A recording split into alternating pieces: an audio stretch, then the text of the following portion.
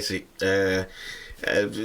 Il calciatore azzurro si è sottoposto a esami strumentali presso il Pineta Grande Hospital, che ha evidenziato una lesione distrattiva, non distruttiva, del muscolo soleo-nosoleo della gamba sinistra. Stave di beh.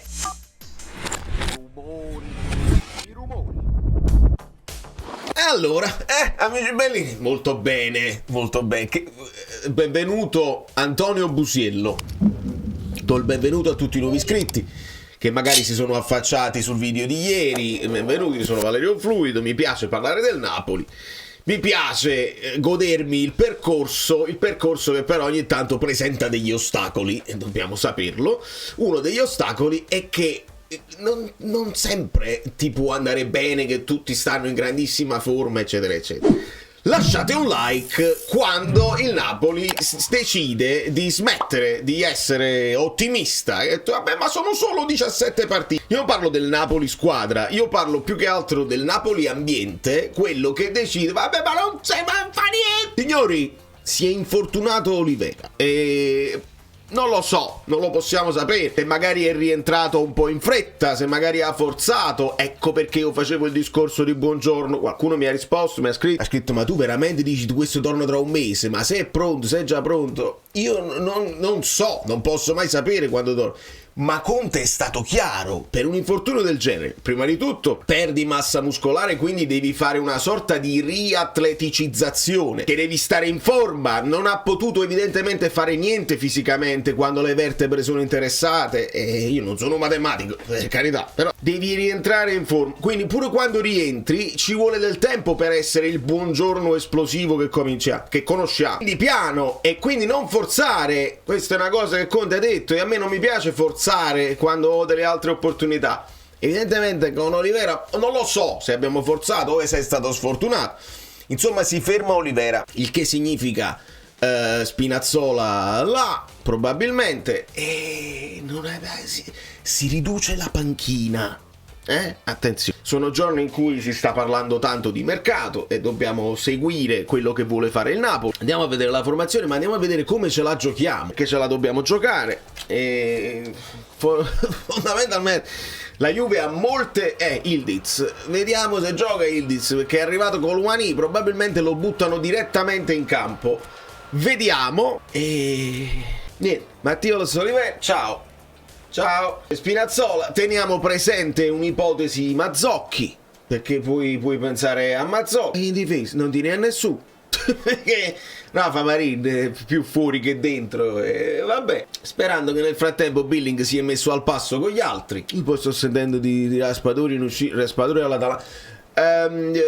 Napoli, non fare follie, non fare. Tu hai tolto Kvara, non ne hai fatto entrare nessuno. Buongiorno, Gioielli, Zerbini, Gioielli è arrivato Scuffè, mi butto, che vi devo dire. Io adesso mi concentro, però dobbiamo parlare a fine simulazione della situazione anche delle fake news portate in giro. Hanno fatto fare una figura veramente di merda a Fabrizio Romano, tutti i tifosi del Napoli contenti della brutta figura fatta da Fabrizio. Dobbiamo ragionare su quello che poi è il danno d'immagine che ti porti dietro quando una cosa del genere succede, ma ne parliamo. Dobbiamo parlare di questa cosa qua e dobbiamo parlare di Osimhen. Io nel frattempo però mi devo concentrare. Vai Lukaku, bravi, uè.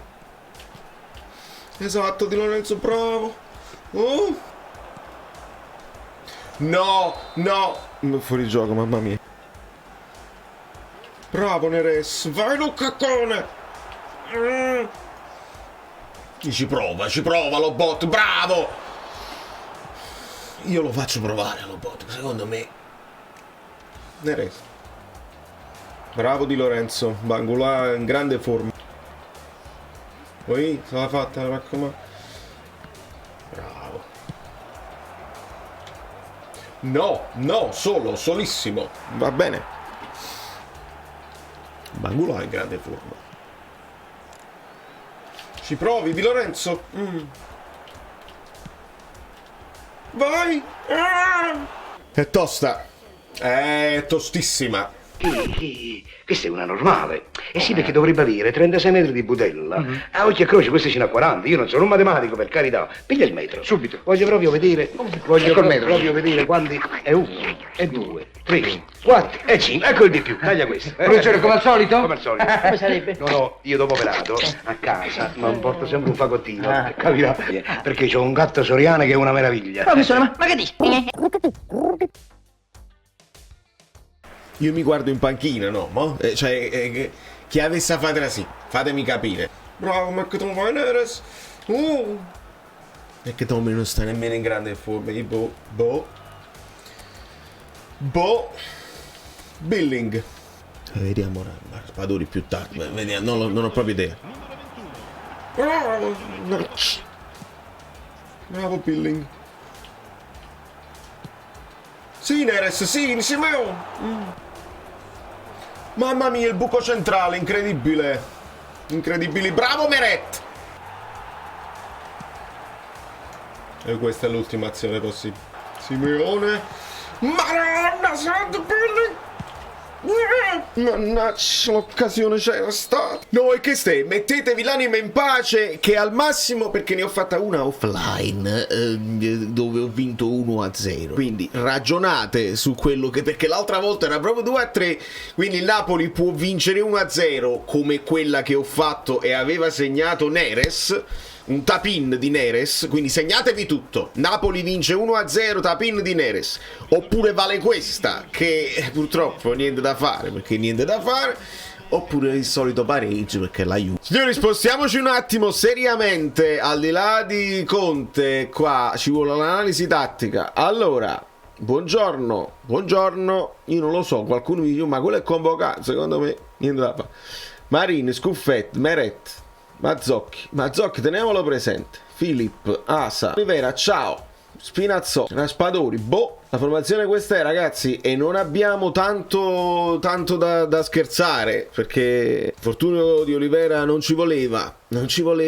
Spinazzola era diventato anche il vice Neres, che tu ti puoi giocare in una certa fase della partita, mentre noi perdiamo tempo appresso a Garnacho. No, quello ha salutato all'Old Trafford, è uscito quasi commosso, è capace che sta andando al Chelsea, non è cioè qualcuno che è ancora molto convinto, io lo spero con tutto il mio cuore.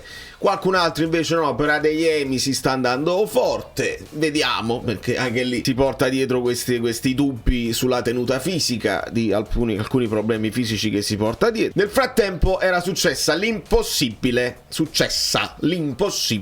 una frase plausibile che però il presidente non ha mai detto. Spazio Napoli si è divertito, ha lanciato questa bomba che ovviamente è arrivata su tutte le parti, ha fatto il giro del web, che ad una presentazione di un libro, non mi ricordo i dettagli, non ha importanza perché poi è tutto falso, cioè alla presentazione del libro c'è andato, ma poi non ha detto, rispondendo ad un tifoso, Garnacho, prendi Garnacho e che ne so se mi garantisce 20 gol. Frase che il presidente può dire perché è famoso per queste uscite anche con i tifosi. Ricordiamo quello che disse con Hermoso, e molti mi hanno scritto ma con Hermoso non aveva avuto torto. Certo, ecco perché diventa plausibile che il presidente faccia un'uscita del genere, ma non l'ha fatta perché è stata poi smentita. Spazio Napoli non ha smentito, tra l'altro, ma ha dovuto smentire Fabrizio Romano, che con una fretta incredibile subito ha riportato le parole di Spazio Napoli.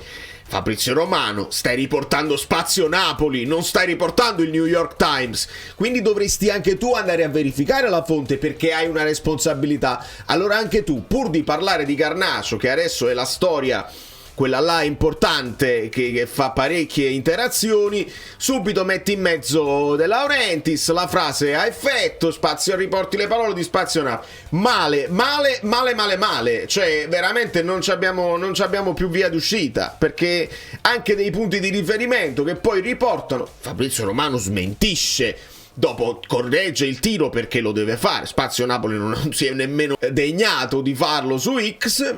E quindi è rimasta questa cosa appesa. E ricordo, perché anche io faccio degli errori ogni tanto per fretta, vedi il post di Enzo Fernandez che dava praticamente la clessidra con la foto con Garnacho, che avrebbe potuto significare Garnacho sta andando al Chelsea. È un account verificato di X, ma non è il suo account ufficiale, perché Enzo Fernandez sul suo account di Instagram scrive: io non ho Twitter.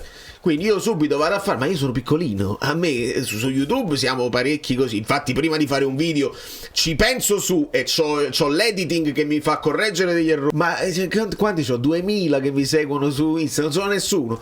Faccio la cosa su Enzo Fernandez, la rettifico subito e ringrazio chi mi ha scritto subito, ma la rettifica molto spesso non gira veloce come poi la bomba, perché quando fai la bomba gira subito, la rettifica molto spesso resta lettera morta. E quindi prima di parlare della situazione Osimhen sarebbe il caso di indagare. È difficile indagare quando poi si parla di notizie che avvengono in Turchia, anche là un macello di tira e molla di informazione. Anche questa notizia di Osimhen è plausibile, cioè che Osimhen beccato fuori a un locale notturno, probabilmente un alterco con chi gli stava facendo le foto, poi offre di pagare per far sparire le foto, il fotografo si rifiuta e lui poi lo minaccia. Insomma, l'Osimhen che conosciamo e che da un anno e mezzo a questa parte io ho cercato di difendere in tutti i modi. Da un anno e mezzo a questa parte ho detto: se ci danno 5 milioni, ho abbassato, se vi ricordate, se ce ne danno 50 va bene, se ce ne danno 30 comunque è tutta plusvalente. 5 milioni, se ci danno 5 milioni per Osimhen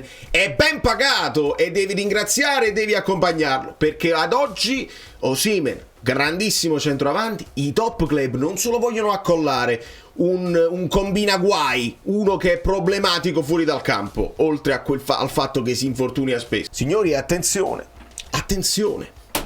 perché i giocatori hanno un valore sul campo e hanno un valore fuori dal campo, e quindi quando il Napoli ragiona su Garnacho, ragiona su Adeyemi, c'è da ragionare ovviamente sulla propensione agli infortuni, sulla vita che fanno. Non lo volevo fare il paragone, perché poi il paragone poi ti porta a odiare il paragonato per difendere quello che tu ami, però signori, lo devo fare per forza. Kvara, zitto e muto, non ha una vita non ha una vita esterna al campo, non si sente niente, un personaggio tranquillissimo, non tiene un tatuaggio. La storia dei tatuaggi è stupida, è stupidissima.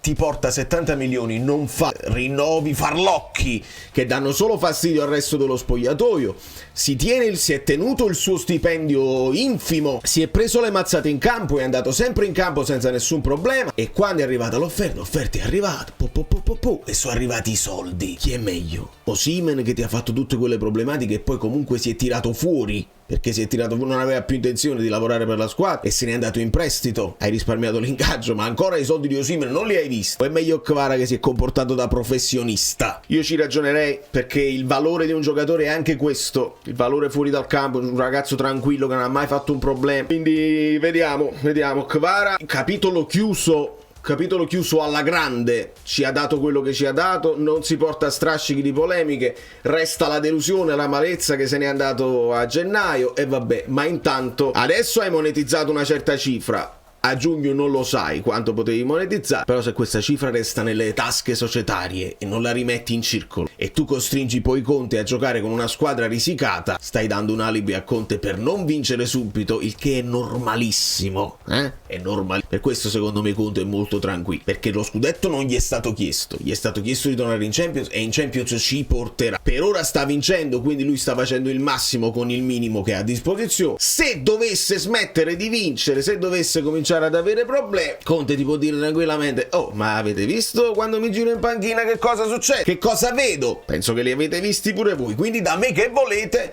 Ecco perché Conte sta tranquillissimo. Nel frattempo sta facendo dei miracoli assoluti, speriamo che li possa continuare a fare, speriamo che tutto questi ritardi, perché poi magari qualcuno arriverà, ma arriverà in ritardo. Tu hai venduto Kvara, lo sapevi la situazione di Kvara, e vuoi essere pronto con una soluzione che già il giorno dopo, quando loro presentano Kvara, tu affondi con l'offerta di quello che ti interessa e te lo porti a casa? No, stai ragionando, stai vedendo, eccetera, eccetera, e ad oggi siamo indeboliti, ed è ancora una partita dove siamo indebolitissimi, e la speranza è che questi ragazzi hanno il 150, il 175, il 200% insieme all'allenatore e portano a casa dei risultati nonostante la situazione della rosa e della situazione non è ideale. Di conseguenza, da New York, Valerio Fluido è tutto. Lasciate un like di speranza assoluta che tutte queste problematiche non ci diano problemi all'andata. Quando si stava chiudendo il mercato iniziale estivo, noi l'abbiamo accusato il colpo perché la prima partita l'abbiamo persa.